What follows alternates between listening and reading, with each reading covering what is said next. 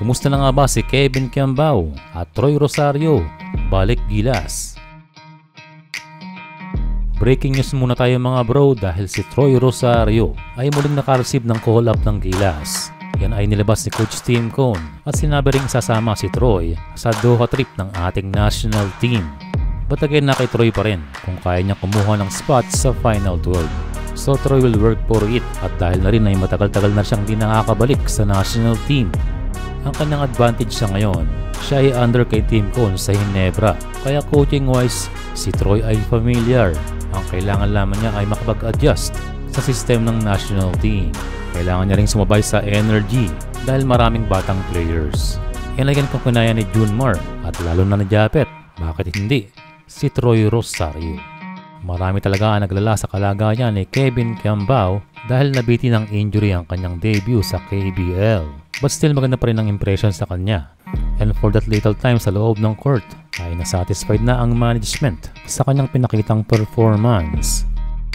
Pero yun lang ang downside ay mga 4 weeks daw or someone ang dapat ipahinga ni Kevin Kiambao.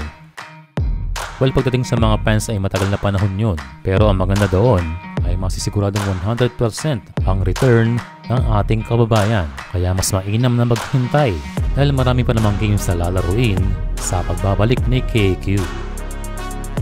Pero ang balita behind the scene ay nag-story ang conditioning trainer ni Kiambao tungkol sa kanyang kalagayan. Well, bago yan ay good job sa coach na ito dahil siya ang nasa likod ng napakagandang kondisyon nitong si KQ. Ayon kay Coach Miguel Aitona, na-relax lang guys dahil okay lang si Kiambao and ain't nothing ruptured here. Well, isa itong magandang balita. Sa experience ng isang strength and conditioning coach ay alam niya kung matindi ang injury ng isang player. Kaya naniniwala tayo dito. Pero yun lang talaga, si KQ ay nasa ilalim ng medical ng KBL. Kaya kung bigyan siya ng 4 weeks, ayon ang masusunod. Ang magandang balita lang sa ngayon ay okay si KQ at hindi malala ang kanyang iniinda.